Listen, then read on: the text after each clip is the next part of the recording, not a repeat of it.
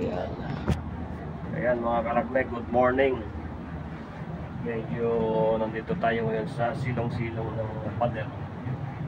Maya-maya ay maaarawan na din tayo. Sisikatan ng araw. So, meron tayong gagawin ngayon mga karakmek. Meron tayong assignment. Pinapacheck sa atin at ito ay na-check na ng iba sa atin. Sa atin in assignment niya. So ito yung guys yung ating gagawin, itong unit na to.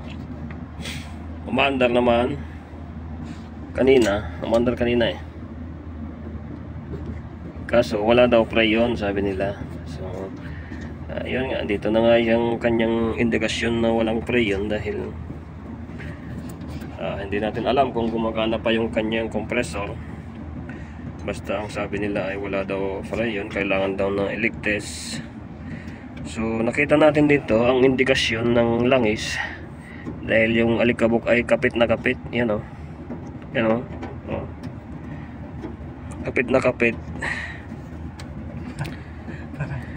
Parang ano, parang yung shoota mong makapit.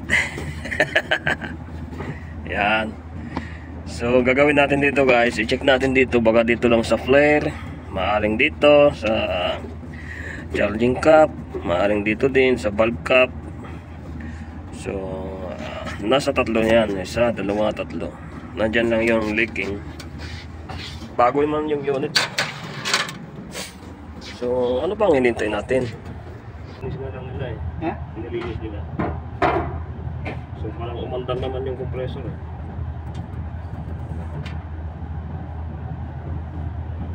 Ito.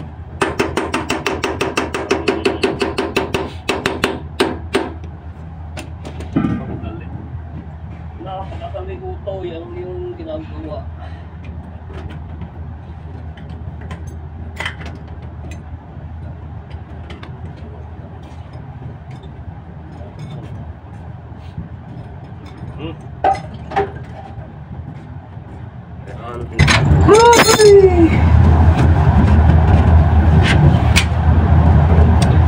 Ayan.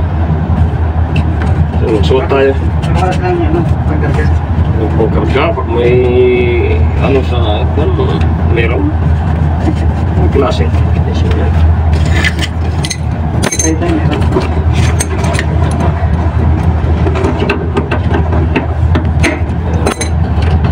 So yun mga karakmek, tanggalin muna natin yung mga takip-takip na yan. Tapos check natin yung kanyang pressure kung meron pa.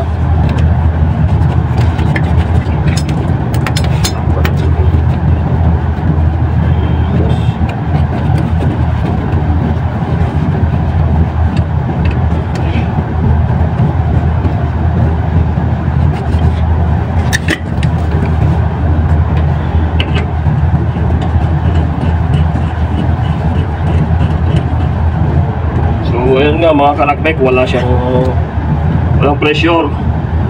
So tanggalin na natin ito ngayon. Wala namang pressure eh. Okay naman ito, takpan natin ito.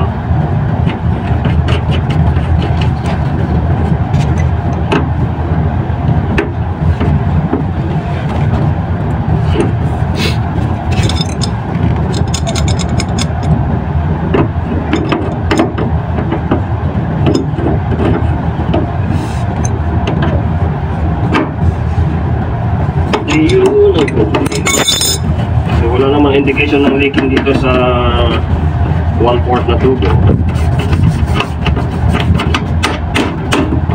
Dito sa pinaka high side niya. So check lang natin. Naku, Maria.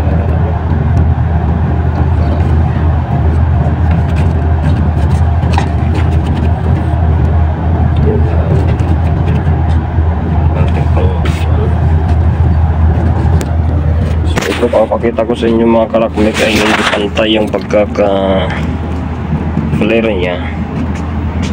Parang tinusok lang ata ng kwan ito. Tinusok ng long nose. Ayan. So hindi maganda yung kanyang pagkaka-flare, oh. So i-flare natin ulit ito guys. Putulin natin ito.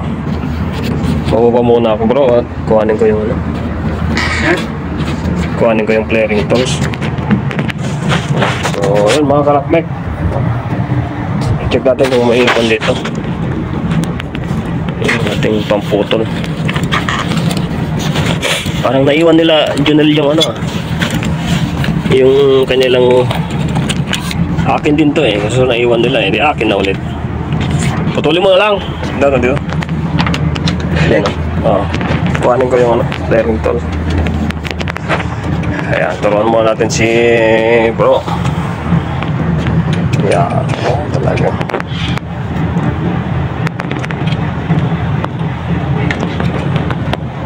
Yun. Yun oh, may plaster din. Yun oh, number 1. Number 1. Kuha mo. Parang ano eh.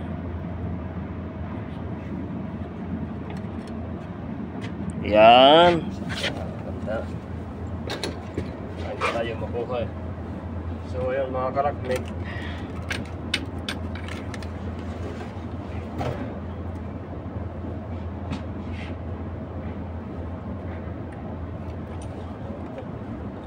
gamitan natin ng tanggal ng ano. Ayan, para maganda yung pagkakapler natin.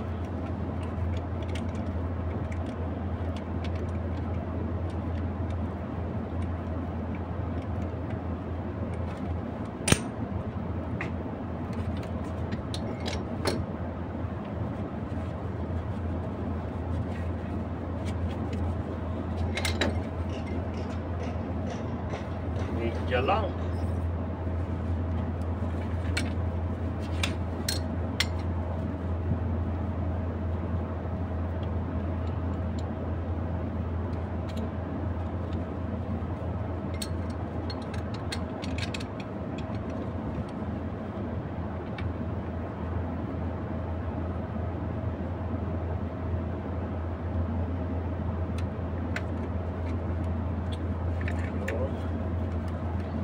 So yun mga kalakmik, i-flare na natin ngayon itong 1/2 na pipe nito. Yan. Yan, sa puno naman siya eh.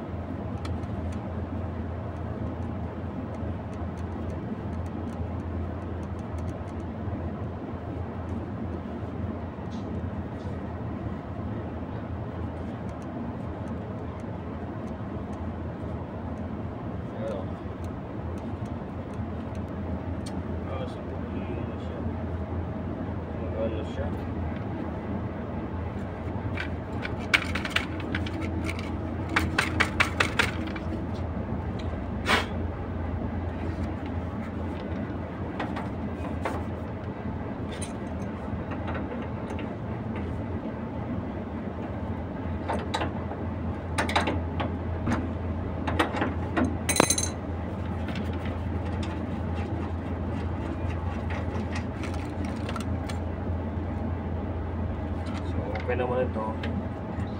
Bugaan lang natin. Bugaan natin ng tray para matanggal yung kanyang dumi.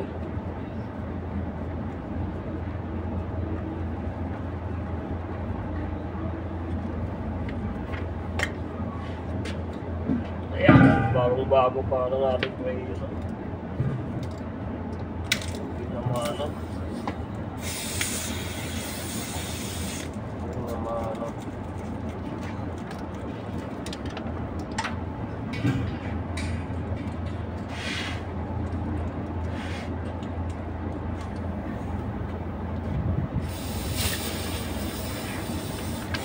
So, klase na din natin.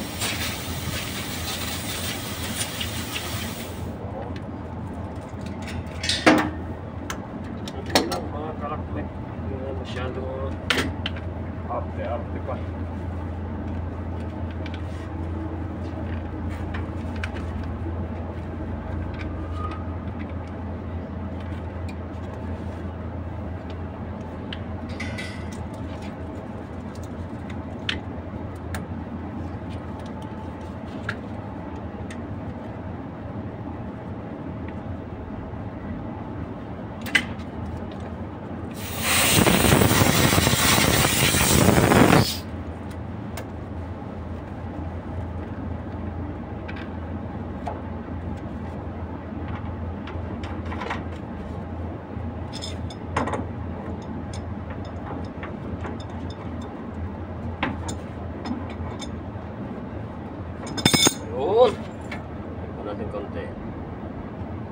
Yan.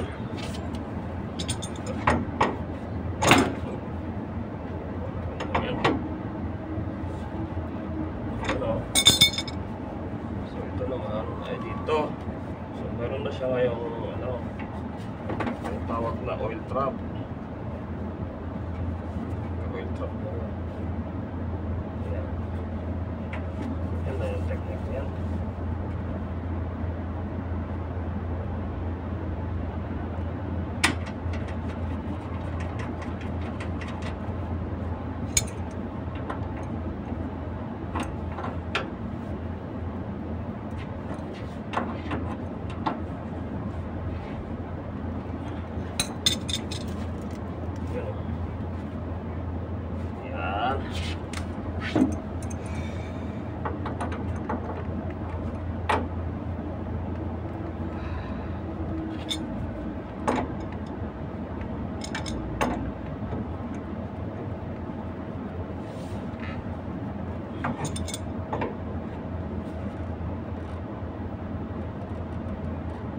Yun. Oh, ba't ganun? Kaya na itong ano. Huwag masyadong hipitan muna ito. Hindi na tayo pagpapasayaw.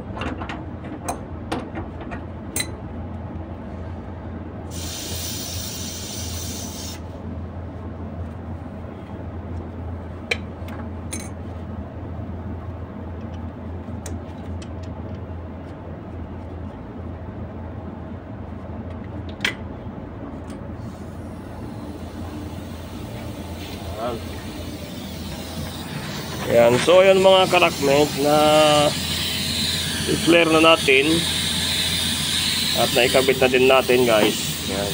So gagawin na lang natin dahil wala tayong vacuum, pwede naman natin pingawin. Malamig naman siya,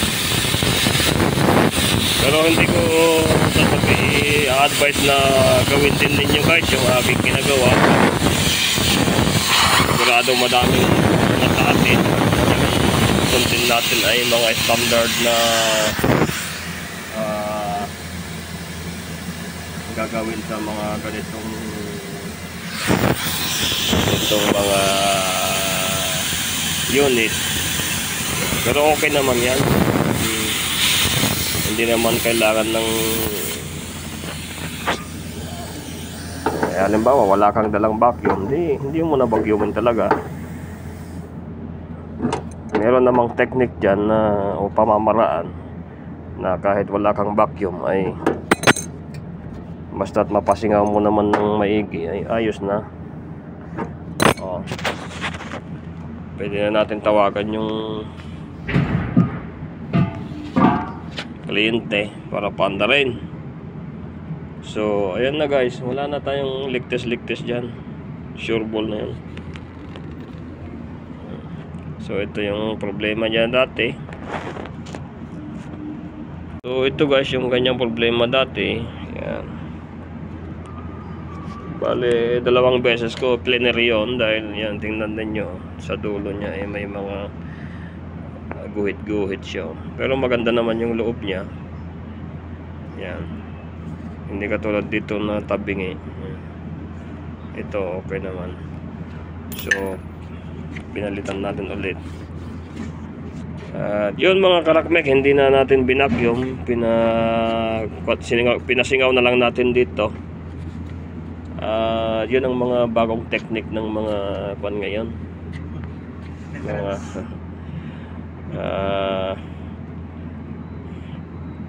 mga technician na gumagawa ng paraan para maayos. Ayan. Dahil wala tayong dalang vacuum, saka wala din saksakan. Tingnan niyo. Ayan, so tawagan na natin si client para paantarin niya. Tayo'y makasingil na. So ayun mga karakmek, umandar na yung unit. So check natin dito, medyo malamig na siya dito. So kulang pa yung karga. Ayan, 4.6. Ang ampere natin dito ay nasa 7.9. So nasa 50 yung karga. Dagdagan natin.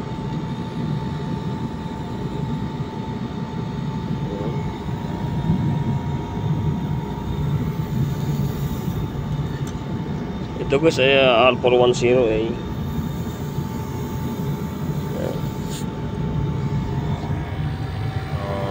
Nasa 5 na yung kanyang ampere. So ito siya ngayon.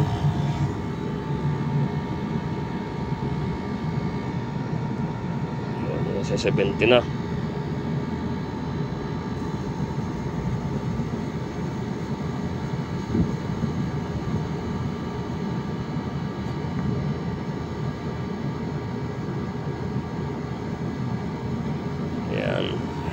So ganyan lang muna guys yung ating pagkakatumba ng ating refrigerant, dahil puno naman yan bagong bukas lang pa, kung baga ito ay pinamano. Yan, malamig naman siya, baka mabigla yung ating compressor ay mag overheat. So ganyan na lang muna, kontrolin natin dito at hindi yung todo na bukas. At makakahintay naman siya na lalamig.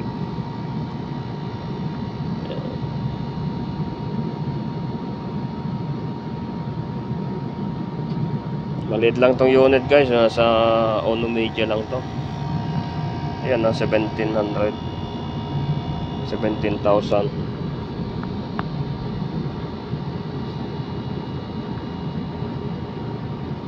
Parang kulang-kulang sa kwanto kulang-kulang na Ono Media to 17,300 lang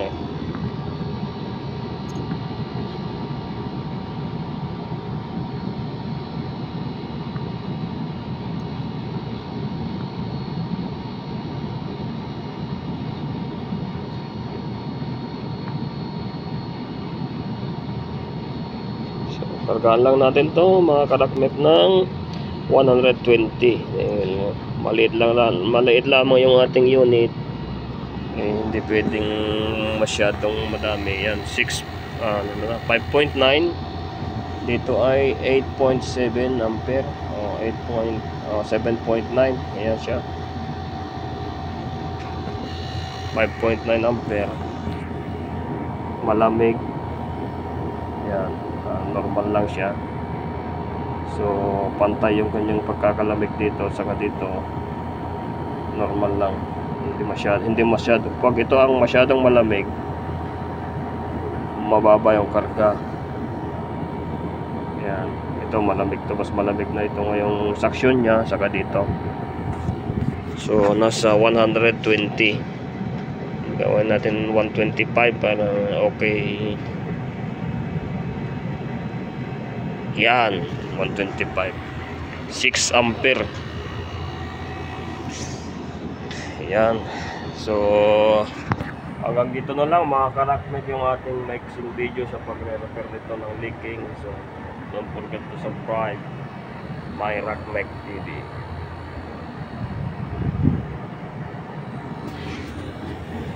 Ayan, so tanggalin na natin guys yung ating mga aparatos. Tatakpan na natin ito ng kanyang takip. Ayan.